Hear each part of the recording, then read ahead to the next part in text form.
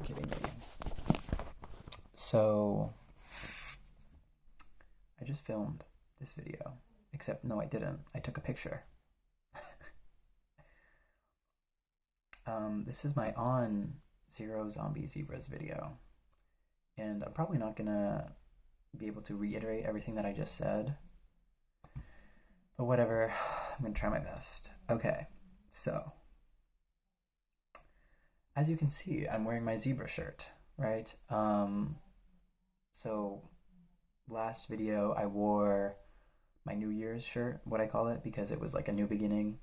Today I'm wearing a zebra shirt. You know, it's white with black stripes or black with white stripes, right? Because Zero Zombie Zebras. And yeah, that's it on the shirt. Okay, what else? Okay.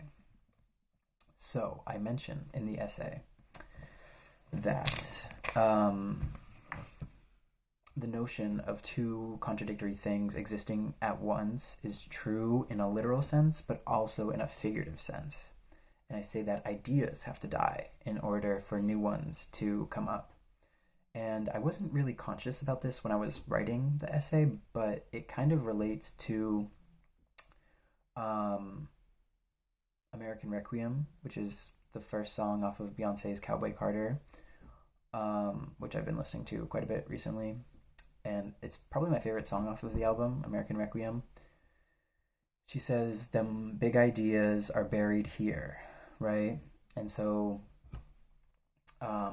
American Requiem, right? What is that? A requiem is a sort of ceremony or song for the dead. I think it has something to do with the death of something, right? And so, American Requiem, the death of America, right? The United States, in a sense. Because, like any empire, what do they say? All empires die. And a lot of them in history happen to coincide with a Pluto return, right? A 250-year cycle. And that's what the US is coming up on. It's 250 years. Yeah, so what these old ideas that this country was built on, genocide, enslavement, subjugation of people of color, of women,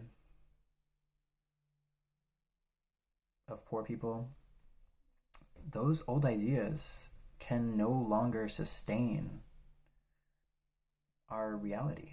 And so they have to be replaced with new ideas.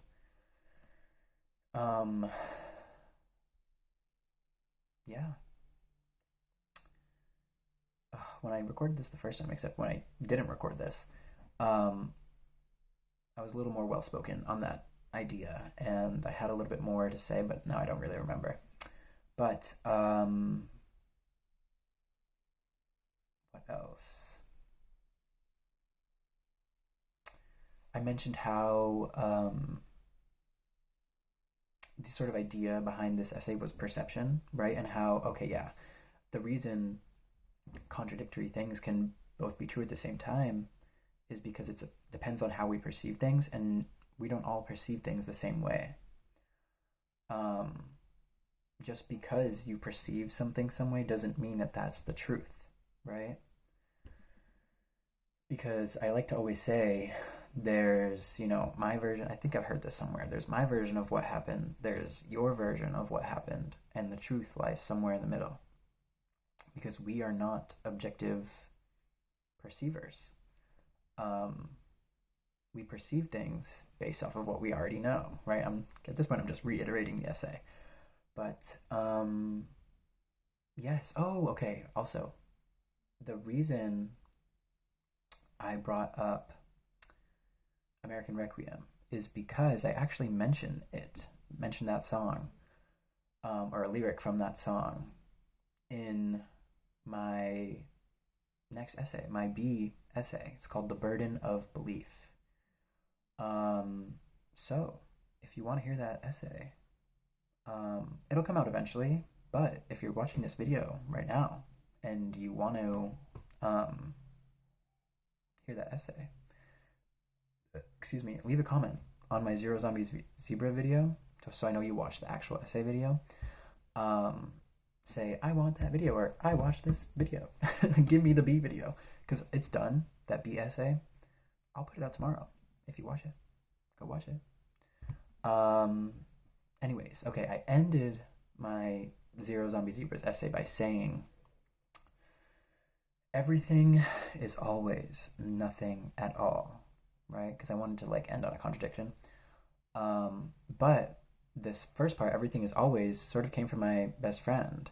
We were hanging out the other day, and we were in the cemetery, and so we were talking about, existence and how like we're energy embodying, little meat sacks, and I was kind of questioning, where does our energy go? Like, are these souls of these people's bodies who are here? Are they, is their energy chilling here? Or is it like somewhere else? Or is it. And then I guess my friend sort of said, everything is always, it's always everything, right? So their energy became everythingness. So yeah, it is here, but it is also in the hearts of their loved ones. And it is also just in the cosmos, in everything, because everything is always.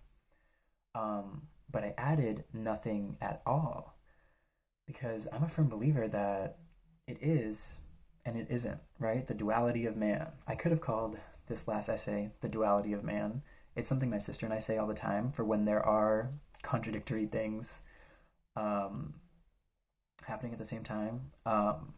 It's also, we use it a lot when we want to do something, but we don't actually want to do it, but we want to do it, Um, so yeah, I could have called this The Duality of Man, but I didn't because, it's a Z video. But it's the same notion, right? And so everything is always nothing at all, right? It's nothing. Um, and so yeah, okay, so when I filmed this the first time, when I didn't film this, okay, let me shut up. Um, I brought that up before I mentioned perception, and so I said that like um, the way we perceive it is what makes it real to us, and so you could perceive it as everything, but another person could perceive it as nothing, and so they are the same thing. So everything is nothing at all. Okay, I think that's enough. Hopefully you enjoyed this essay. I actually like this essay, I think, better than my A essay. My A essay needed to happen. Um, but I feel like this one's a little more creative, a little more fun. And I kind of don't really love my astrological stuff that I mentioned in the A video because it's a little. It could be better. But you know what? We're not going back in time. So, yeah. Moving on. Anyways, toodaloo.